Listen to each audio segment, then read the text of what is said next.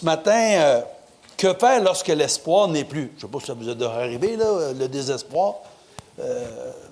En tant qu'être humain, je pense que ça arrive à un moment donné à tout le monde, de ne plus savoir quoi faire ou se demander pourquoi que ça nous arrive à nous puis que ça n'arrive pas aux autres, même. C'est vraiment pas drôle. On parlait de ça dans l'école du sabbat. Là. C'est vraiment pas drôle pour ceux et celles qui ne connaissent pas Dieu. Ceux et celles qui n'ont pas Jésus comme ami. Ceux et celles qui n'ont pas son Esprit Saint pour nous guider. Je veux dire, si tu n'as pas ça ce matin, c'est simple. Tu dis juste, Seigneur, fais ton œuvre dans mon cœur, transforme ma vie, je veux faire ta volonté. Amen. C'est par tes mérites, Jésus, que j'ai prié. Amen. Ta vie va changer, je te le dis. Ta vie, elle va changer. Si tu es vraiment sérieux, tu es vraiment sérieuse, ta vie va changer. Puis elle va changer avec une espérance, avec un espoir, avec une paix que le monde ne peut pas te donner. Vous savez, je le sais, ça dure très, très, très, très court, les moments où on a une paix. Ça ne dure pas longtemps. Alors, on est sauvé par la grâce, à travers la foi. Et la foi vient de ce qu'on entend vient. Donc, il faut les lire, ces histoires-là. Il y en a beaucoup d'histoires. On commence à regarder toutes les histoires Adam et Ève, Caïn et Abel, Abraham, Sarah, Agar, hein? Le déluge, la tour de Babel, Jacob, Isaac, Joseph, Moïse. Hein? Il y en a-tu des histoires? Mais Dieu a permis qu'ils soient là, ces histoires-là. Pourquoi? Vous savez, dans la Bible, dans 1 Corinthiens, Paul, il explique ça aux gens. Il dit que ces histoires-là sont arrivées. Bon, les deux papiers tombent. Or, ce sont là des exemples pour nous afin que nous n'ayons pas de mauvais désirs comme ils en ont eu. Autrement dit, l'histoire dans laquelle elle nous est présentée, elle est là pour nous enseigner quelque chose, pour nous emmener à comprendre que tu n'es pas tout seul, qu'il y en a d'autres qui ont vécu. Puis voici comment ils s'en ont sortis. Excusez. Voici comment ils s'en ont sortis. On dit aussi dans 1 Corinthiens 10, 11, « Cela leur est arrivé à titre d'exemple et fut écrit pour nous avertir, nous pour à qui la fin des siècles est arrivée. » Donc, ces histoires-là nous ont été écrites pour nous servir d'exemple, pour nous amener à être capables de passer à travers, comme eux aussi ont passé à travers. Attends-toi à l'Éternel, fortifie-toi et que ton cœur soit ferme. Oui, attends-toi. Attends-toi. Vous savez, quand que Dieu a parlé à Moïse, qu'est-ce qu'il lui a dit? Dieu parle à Moïse, il lui dit quoi? Qu'y a-t-il entre tes mains? Qu'est-ce qu'il y a dans ta main? Moïse répondit, une verge. Bien, tu vas devenir le berger de mon peuple. Tu vas sortir mon peuple de l'Égypte avec ce bâton-là, tout comme un berger. Est-ce qu'il lui a donné ce qu'il avait besoin pour être capable de passer à travers? 40 ans de formation dans Madian. 40 ans à paître des brebis. Donc, il était habitué. En tout cas, il était plus habitué que s'il n'avait pas passé par là. Mais Dieu s'est occupé de lui. Dieu lui a donné ce qu'il avait besoin. Pour travailler avec l'être humain que nous sommes, le Seigneur utilise les capacités qu'il a données à chaque personne. Vous comprenez ce que je suis en train de vous dire? Dieu nous donne des capacités. Je ne sais pas si vous vous souvenez, il y a une parabole qui s'appelle la parabole des talents. Et qu'est-ce qui arrive dans la parabole des talents? Il en a donné des talents à chacun, OK? Comme on dit au verset 14, « Il en sera comme d'un homme qui, en partant pour un voyage, appela ses serviteurs et leur confia ses biens. » Écoutez bien, le punch en vient, là. Il donnait 5 talents à un, 2 talents à un autre, et un troisième à chacun selon sa capacité. Dieu ne te demandera pas de faire de quoi que tu n'es pas habilité pour le faire. Sinon, il va te donner la formation qui vient avec. Dieu va te rejoindre là où tu es, puis il va t'emmener là où lui seul peut t'emmener. C'est correct? C'est pour cette raison qu'il utilisa la seule chose dont disposait Moïse pour ainsi conduire son troupeau, c'est-à-dire un bâton de berger. Il a rencontré Moïse là où il était, puis il a travaillé avec Moïse avec ce qu'il avait, en le fructifiant. Avec cet outil, Moïse put, quoi? Accomplir le dessein de Dieu pour la libération du peuple d'Israël. L'ange de l'Éternel lui apparut, nous dit-on, et il lui dit à Gédéon, « L'Éternel est avec toi, vaillant héros. » Wow! L'ange apparaît à Gédéon et lui dit, « L'Éternel est avec toi, vaillant héros. » Mon Gédéon lui dit, « Ah, mon Seigneur, si l'Éternel est avec nous, pourquoi toutes ces choses nous sont-elles arrivées? » Je trouve ça le fun là, que tu me dises que Dieu est avec moi, là. Mais si Dieu est avec moi, comment ça qu'il nous arrive tout ce qui nous arrive? Tu sais, c'est comme Joseph, quand tu lis dans Genèse, je pense, c'est le chapitre 39, à peu près, ouais. Il dit à Joseph, hein? Qu'est-ce qu'il dit? Joseph était en prison et Dieu était avec lui. Bien, s'il était en prison, qu'est-ce que Dieu était avec lui? Ça ne marche pas. Si Dieu est avec lui, pourquoi il est en prison? Il est en prison parce qu'un jour, le Pharaon était pour rêver à quelque chose, puis il y a 2 gars qui ont été en bas, qui ont fait dire leur rêve, puis là, finalement, il se souvient qu'il y a un gars qui est en prison, qui s'appelle Joseph, que lui est capable de, justement, expliquer les rêves. Il devient numéro 2 dans le plus grand des pays au monde. On se comprend? Numéro 2.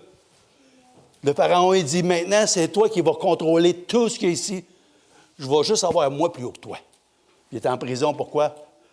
Parce qu'il avait besoin un jour qu'on aille le chercher pour qu'il soit capable de faire ce qu'il faisait. Il faut faire confiance à Dieu. Et où sont tous ces prodiges que nos pères nous racontent quand ils disent « L'Éternel ne nous a-t-il pas fait monter hors d'Égypte? Maintenant, l'Éternel nous abandonne et nous livre entre les mains de Madian. » Voyez-vous, souvent, nous, on se voit comme le petit chat. Mais Dieu, il dit, avec moi, tu vas être un gros tigre. The big tiger. Moi, c'est ce que je vois en toi. Si tu restes avec moi. On nous dit, l'Éternel se tourna vers lui et dit, va avec cette force que tu as et délivre Israël de la main de Madian. N'est-ce pas moi qui t'envoie? Comprenez-vous ça? Dieu dit là, c'est pas n'importe qui là, qui t'envoie. C'est moi. Puis mon ange va être avec toi. Rien ne va t'arriver. Fais-moi confiance. L'Éternel est ma force et mon bouclier, disait David. En lui, mon cœur se confie et je suis secouru. Je suis secouru. J'ai de l'allégresse dans le cœur et je le loue par mes chants. David louait Dieu constamment. Est-ce que vous louez Dieu constamment? J'espère que vous vous êtes vu évoluer, parce que je me souviens, il y a plusieurs années, je me demandais, j'ai-tu prié à soir ou pas prié? Je me posais cette question-là. Des fois, je me disais, je suis aussi bien de me mettre à genoux, d'un coup, je n'aurais pas prié. Je ne voulais pas passer une journée sans avoir prié. Mais je me posais la question, j'ai-tu prié aujourd'hui ou je n'ai pas prié? Aujourd'hui, je ne me pose plus cette question-là. Parce qu'aujourd'hui, je ne peux pas faire autrement que quand je me lève, je commence à penser au Seigneur. Ce n'est pas parce que je suis plus fin que vous autres. C'est parce que j'ai développé cette habitude-là. Parce que la vie est faite d'habitude. Vous êtes d'accord? On a la bonne ou on a la mauvaise. Moi, je demande au Seigneur, fais de moi un sanctuaire. Viens habiter en moi. Par ton esprit, fais-moi vivre. Dieu, si tu es sérieux avec Dieu, Dieu est sérieux avec toi. Fais pas de toi quelqu'un plus fin que les autres. Fais quelqu'un plus choyé que les autres. Fais quelqu'un qui est jamais seul. Parce que Jésus intercède pour moi auprès du Père. Et il envoie son esprit pour m'emmener à avancer. David, quant à lui, qu'est-ce qui arrive avec David? Possédait une fronde qui servait à la protection de son cheptel ou de son troupeau contre les animaux sauvages, tels que le lion et l'ours.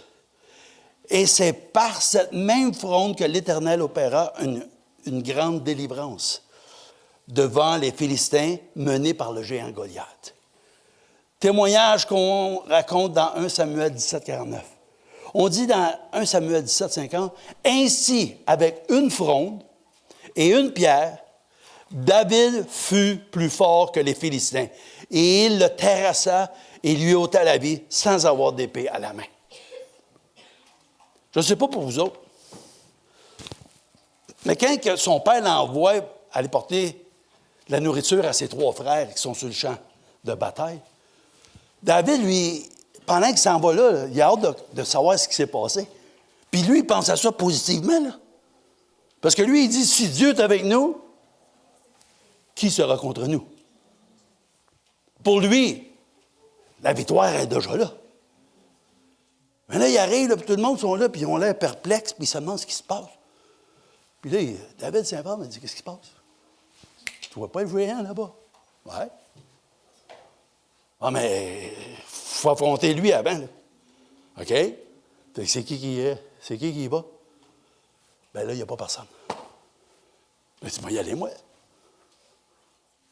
Moi, je ne peux pas comprendre que vous ne voulez pas y aller. Je ne peux pas comprendre que vous ne voulez pas, justement, être capable de délivrer Israël. Quand ça va voir Saül, là, vous vous souvenez ce qu'il dit? Il dit, moi, quand il y a le lion ou l'ours, parce que l'ours, il dit, il se lève debout devant moi. Ah, fini. Il part. Puis, il n'a vraiment pas peur, lui. Pourquoi il n'a pas peur? Parce qu'il sait que c'est Dieu qui va combattre pour lui. Il sait que Dieu est avec lui. Vous connaissez Élie et Élisée. Donc, Élisée voulait devenir le prochain qui était pour remplacer Élie, une fois qu'il était. Il a pris son manteau, Élie, puis il l'a tourné comme un oreiller, là, si on veut. Puis d'un coup, il a donné un coup dans le Jourdain, puis le Jourdain s'est ouvert. Puis on traversait ensemble. Puis à un moment donné, Élisée a dit, moi, tu as fait ça? Il a viré, pouf! Le Jourdain s'est ouvert, puis on passait pour tourner le bord. Pourquoi? Parce qu'il avait confiance que Dieu était avec lui. Dieu était avec lui. Jésus demandait à ses disciples, « Combien avez-vous de pain? Combien avez-vous de pain? » 7, leur répondirent-ils. Alors il fit asseoir la foule par terre, prit les 7 pains, et après avoir rendu grâce, il les rompit, les donna à ses disciples pour les distribuer, et ils distribuèrent à la foule. Alors, ils avaient encore quelques petits poissons, et Jésus, ayant rendu grâce, les fit distribuer. Vous connaissez cette histoire-là. Alors, ils mangèrent et furent rassasiés, et l'on emporta combien? 7 corbeilles pleines de morceaux qui restaient. Jésus ne gaspille pas. Tout ce qui est resté, c'était pour d'autres. Alors, il était environ combien? 4000. Ensuite, Jésus les renvoya. Il les a nourris premièrement, puis après ça, il lui a dit, allez-vous-en. Chacun dans vos demeures. Les disciples disaient, bien, on n'aura pas assez pour tout soigner ce monde-là. Pour tout donner la nourriture qu'on a besoin. Jésus a dit, combien vous avez? On va travailler avec ce que vous avez. Dieu va travailler avec ce que vous avez. Il ne vous demandera pas de faire de quoi avec de quoi que vous n'avez pas. Il va toujours vous donner tout ce que vous avez besoin. Ce matin, je vais vous parler d'Élisée. Élisée dit à la veuve, que puis-je faire pour toi?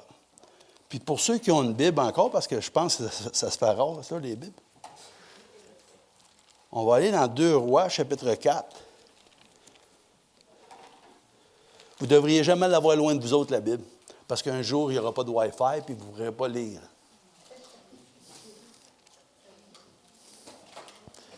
Fait que si vous êtes habitué d'aller dans votre Bible, bien, vous allez tourner les pages, puis vous allez arriver là où vous avez besoin d'arriver.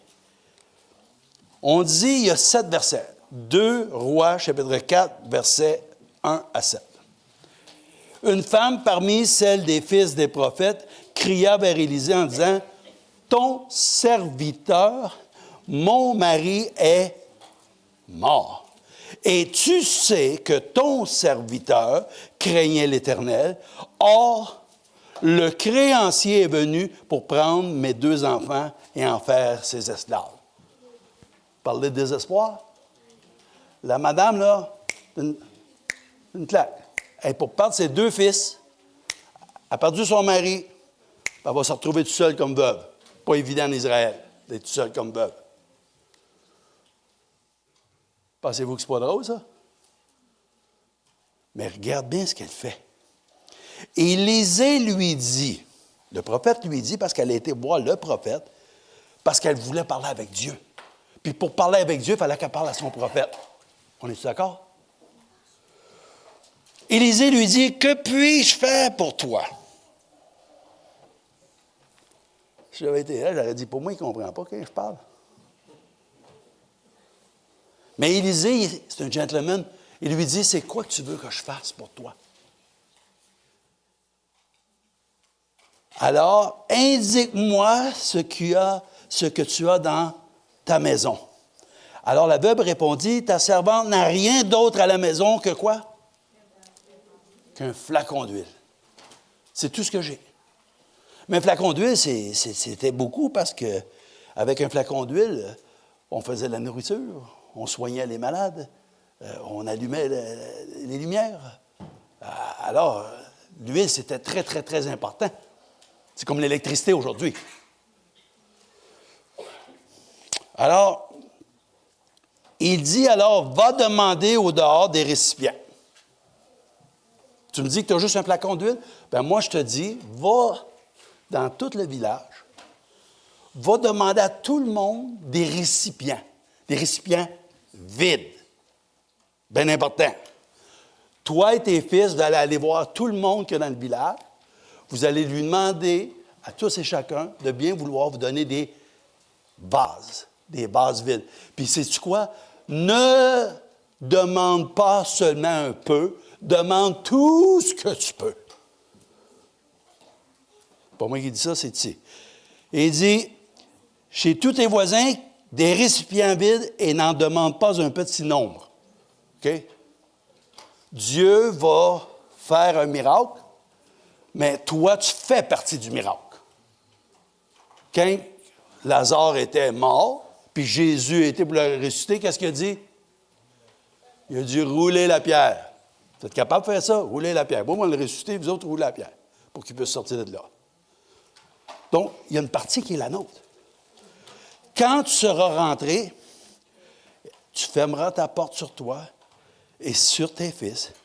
Tu vas verser l'huile dans tous les récipients. Tu mettras de côté ceux qui seront pleins. Donc, elle a 2 fils, 2 ados, puis ils sont là, puis ils amènent, tiens, après sa petite bouteille d'huile. Chut. Ah, mets-en un autre. OK, un autre. Chut. Y en a-tu un autre, là? Et un autre. Chut. Puis ça se promène de main. Puis là, enlève les... Va y porter là-bas, ramène-en d'autres vite. Puis, ils ont fait ça tout l'avant-midi, toute l'après-midi, toute la journée, je ne sais pas trop quoi. Mais ils l'ont fait. Puis qu'est-ce qu'elle dit? Quand tu seras rentré, tu fermeras la porte sur toi, sur tes fils, tu verseras l'huile dans tous ces récipients et tu mettras de côté ceux qui seront pleins. Alors, elle le quitta. Après qu'il lui ait dit ça, elle le quitta. Qu'est-ce qu'elle fait? Elle ferma la porte sur elle et sur ses fils, et lui avançait les récipients et elle versait l'huile. Lorsque les récipients furent pleins, elle dit encore à ses fils, « Avance-moi encore un récipient vide. » Mais il lui répondit, « Il n'y en a plus, mais c'est fini. » Et qu'est-ce qui est arrivé? L'huile s'arrêta. Le verset 7, là, j'espère, je demande à Dieu que vous vous en souveniez pour le restant de votre vie. Je vous le dis, là. Le verset 7, là, qu'est-ce qu'il fait? Elle dit, elle alla le rapporter à qui? Elle rappelait au créancier, elle dit, « Hey, tu peux passer à la maison après-midi, on va te payer. » C'est pas ça qu'elle a fait. Qu'est-ce qu'elle a fait? Elle dit, « Je vais retourner voir le prophète, puis je veux que Dieu me dise, what's next? C'est quoi ma prochaine étape? » Parce que souvent, quand nous, on a des bénédictions, on dit, « Merci Seigneur, bon, on s'en va. » Seigneur, j'aurais voulu dire encore tant d'autres affaires. Je ne sais pas pourquoi il est parti vite demain. J'ai besoin d'y dire, voici la deuxième étape, voici la troisième étape. Ben non, parti. Elle alla le rapporter à l'homme de Dieu et il lui dit, va vendre quoi? Va vendre l'huile et paie ta dette. Première chose. Et après ça, tu vivras, toi et tes fils, de ce qui en restera. Dans la vraie vie, là. Dans la vraie vie, là. Moi, je suis pauvre, là, mais j'ai beaucoup d'oncles, les frères de ma mère, qui sont des multimillionnaires. Puis ils parlent tous pareil. Savez-vous ce qu'ils auraient fait, eux autres? S'ils avaient vécu là? Ils auraient dit, ouais, pas mal d'huile. Puis là, comment tu vas arranger ça? Ben, mon mari te devait tant, ben, je vais te repayer. Bon, ben, il dit, au lieu de 2 fils, moi, t'en prendre un. Puis, on prend une vingtaine de pots d'huile. Fait qu'on va venir chercher ça demain. Es-tu correct? Es-tu correct avec ça? C'est comme ça qu'il parle. Non. Il a cogné. Puis il dit, est-ce que vous allez me payer? Elle dit, ce ne sera pas long. Combien qu'on vous doit encore? 2000. Ah, 2000, ce ne sera pas long. Il pousse dans la porte. Non, ne poussez pas dans la porte. Je vais aller vous voir. Tenez, monsieur. Bien là, qu'est-ce qui se passe? Comment ça que vous me payez comme ça? Bien, c'est ça que je vous dois. Dieu a pourvu. Merci Seigneur. Allez-vous-en avec votre argent. Moi, je suis contente. J'ai mes 2 fils. Savez-vous pourquoi elle a pu rester avec ses 2 fils? Parce qu'elle a été voir Dieu pour lui demander « What's next? » C'est quoi que je dois faire maintenant? T'as pourvu? Je l'ai vu, le miracle. J'ai vu que quand j'ai fermé la porte, moi et mes fils, j'ai vu l'huile qui n'a pas manqué jusqu'à temps que les bases soient toutes remplies.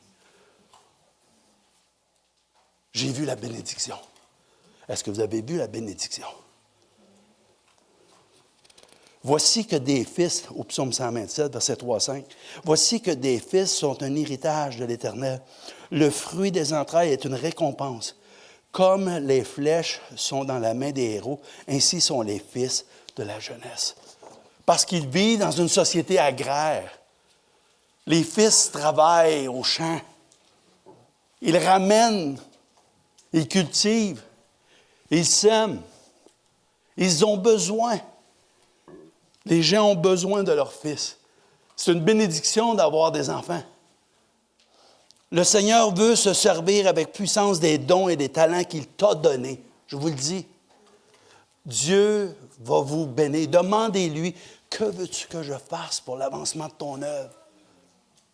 Donne-moi de savoir ce qu'il faut que je fasse, parce que je ne veux pas être comme cet arbre qui n'avait pas de fruits. Qu'est-ce qu'il a dit? Il dit, coupez l'arbre, parce que quoi? Il utilise la terre inutilement. Coupez l'arbre. Il occupe la terre inutilement. Moi, je ne veux pas occuper la terre inutilement. Vous ne voulez pas occuper la terre inutilement, d'accord? Vous voulez que Dieu vous bénisse pour bénir d'autres. Une des choses les plus simples à faire, c'est quoi? C'est de dire aux autres ce que Dieu a fait pour moi. Pas besoin d'aller à l'université pour ça, là, je vous le dis tout de suite. Là. Les gens, souvent, ils me disent que c'est une porte d'entrée pour moi, mais ils me disent souvent, t'as l'air trop haut de bonne humeur, toi. Pas de raison de ne pas l'être. Comment ça? Bien, ça doit être à cause de ma foi. Aussitôt, je dis, ta foi, ben, parce que je crois en Dieu. Tu crois en Dieu, toi? Ben oui. Avant, je ne croyais pas en Dieu, j'étais misérable, je n'avais pas de paix, c'était pas drôle. Je riais pas non plus. Puis quand je riais jaune. Comprends-tu? Le monde dit, Puis là, ils veulent savoir ci, puis ils veulent savoir ça. La porte est ouverte. J'ai rien dit ça. Ça doit être à cause de ma foi. Bien, c'est la vérité. C'est à cause de ma foi. Puis j'espère que c'est pour la vérité pour vous autres aussi. Que c'est à rapport avec votre foi. Afin d'apporter son salut dans ce monde. Alors, va avec cette force que tu as. Le temps, les choix et décisions. Des tas de gens font beaucoup de promesses vis-à-vis de ce qu'ils feront demain avec le beaucoup qu'ils espèrent avoir. Ils font toutes sortes de promesses. Moi, mon fils, il est rendu à 39 ans, il va à 40 ans. Il prospère bien. Mais quand il était jeune, il voulait toujours être riche. Puis il allait toujours visiter mon oncle qui valait à peu près 75-100 millions. Puis il jasait avec lui. Lui, il voulait devenir un homme d'affaires. Puis il me disait, moi, pas là. Mais je sois plus vieux, là, puis que je sois un homme d'affaires, là, m'a emmené plein d'argent à l'église. Jake, je pratique-toi tout de suite. Commence avec ce que tu as. Je veux dire, demande au Seigneur, il va te l'expliquer. Commence avec ce que tu as. Tu n'as pas beaucoup, donne. Parce que moi-même, quand j'étais plus jeune, le monde me disait, tu donnes ta dîme? Ben là, écoute, quand il paye ça, paye ça, paye ça, paye ça, paye ça, paye ça, il m'en reste pas bien gros. Il t'en reste combien? Ben, pas gros. C'est quoi pas gros? 20 piastres, t'as un gadin, 2 piastres, c'est ça, 10 Ben là, je ne peux pas vous donner 2 piastres. Ben ouais, commence à te pratiquer avec 2 piastres. Tu vas être béni, puis tu ne vas pas en donner plus après. Ah! Il avait raison. Ils parlent toujours de ce qu'ils voudraient faire, donner ou donneront un jour, mais ce jour ne vient jamais. Et comme ils ne peuvent pas faire ce qu'ils désirent, à cet instant, ils ne font rien du tout. Vous avez juste besoin de meilleures décisions.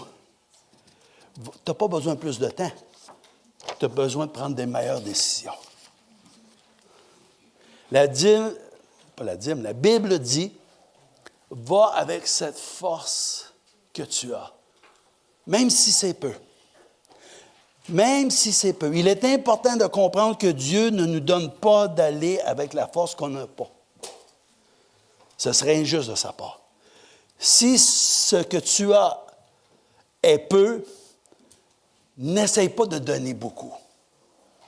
Mais donne quand même un peu du peu que tu as.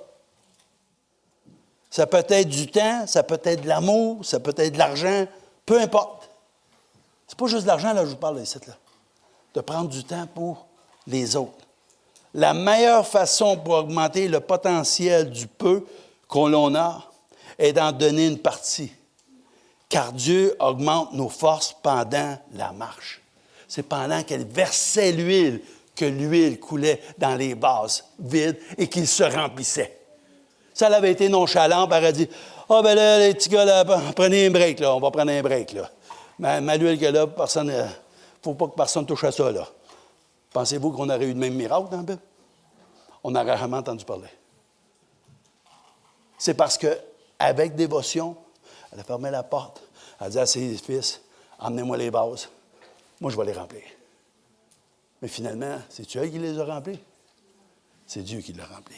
Si on ne se met pas en marche, ce principe ne se mettra pas en route et on restera toujours avec très peu.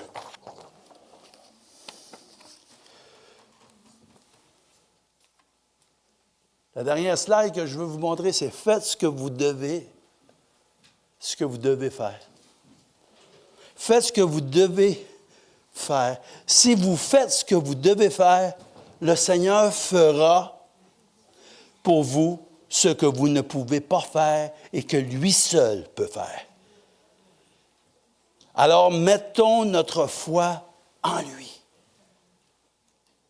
Mettons notre foi en lui. Avez-vous confiance que Dieu prend soin de vous? Est-ce que vous avez confiance que Dieu vous aime? Est-ce que vous avez confiance que Dieu intercède pour vous auprès du Père? Est-ce que vous êtes confiant qu'un jour, très bientôt, il reviendra et là où il est, vous y serez avec lui? Êtes-vous confiant de ça? Si vous n'avez pas cette confiance-là, demandez à Dieu de vous la donner. Demandez à Dieu de vous la donner. Parce que vous ne pouvez pas, vous comprenez ce que ça veut dire surfer? Vous ne pouvez pas surfer sur ma foi. Il faut vous surfer sur votre foi, à vous. Moi, j'ai eu des expériences avec Dieu parce qu'il me dit, mets-moi de la sorte à l'épreuve. Tu vas voir si je n'ouvre pas les écluses des cieux pour toi. Mon petit garçon qui avait 11 ans, je pense que je l'ai déjà dit ici, 11 ans, il apprenait à marcher. Puis il tombait, puis ça relevait. Puis il avait 11 mois. Puis il est tombé sur la table avec les coins en brasse dans son cou. Puis il a fait un trou à peu près gros comme ça. Puis chaque fois que son cœur battait, le sang sortait comme ça. On a mis notre main sur son cou. Seigneur! Puis là, je pleurais. Guéris-le. Guéris-le parce qu'il va mourir. C'est quoi? Mon oncle a dit, va chercher le petit rasoir. Va chercher le petit rasoir. On est allé. Amène des barbouillettes. Amène des barbouillettes. Mais il n'y a plus de trou. Mais il dit, merci Seigneur. J'avais besoin là. Quand le malheureux crie, qu'est-ce qu'il fait? L'Éternel entend et il le délivre de toutes ses frayeurs. C'était vers lui qu'il fallait que je me tourne. Je n'avais pas le temps de me rendre à l'hôpital. J'ai demandé au médecin, Mme Lemay, vous la connaissez? J'ai dit, c'est quoi qui s'est passé? Peux-tu m'expliquer? Elle dit ça, on dit, on ne l'explique pas. On dit, c'est comme ça, ça allait arriver. Parce qu'ils ne diront pas que c'est un miracle. On ne marche pas avec des miracles, les médecins ne marchent pas avec des miracles. Mais vous et moi, on marche avec des miracles. Parce que celui qui fait les miracles, on le connaît personnellement. Alors, on demande à Dieu de pourvoir à tous nos besoins. Puis, crée en moi un cœur pur, comme disait David. Renouvelle en moi un esprit bien disposé. Qu'un esprit de bonne volonté me soutienne. Ne me retire pas ton Esprit Saint. Mais fais que je puisse enseigner ton nom à tous. Que je dise aux autres ce que tu fais dans ma vie. Pour qu'eux autres aussi disent, hey, s'il l'a fait pour lui, il peut le faire pour moi aussi. On est-tu d'accord? Alors, j'aimerais ça qu'on puisse se lever. Je vais finir avec ça. Je vais faire une prière. Puis cette prière-là, bien, si vous voulez accaparer-la pour vous-même, on va prier. On va demander au Seigneur de nous aider à vraiment comprendre que ce que nous, on veut faire, c'est comme la veuve. Lorsque les problèmes viendront, on veut aller voir celui seul qui peut nous en sauver, nous en délivrer. Amen. Alors, prions. Seigneur, notre Dieu, comme la veuve de ce jour, nous venons avec peu, mais nous venons avec foi. Nous te présentons nos vases vides, nos cœurs fragiles, nos cœurs fatigués, nos espoirs affaiblis, nos situations qui sont bloquées. Aujourd'hui, nous refusons de limiter tes œuvres.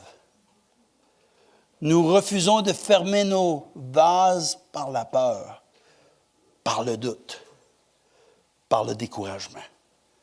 Verse ton huile, Seigneur, huile de restauration, huile de guérison, l'huile de direction. Seigneur, remplis encore et encore et encore jusqu'à ce que tu sois glorifié.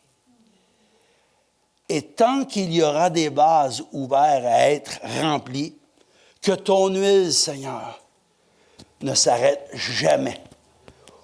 Au nom puissant de Jésus, je te prie. Amen. Amen. Et que Dieu vous bénisse tous.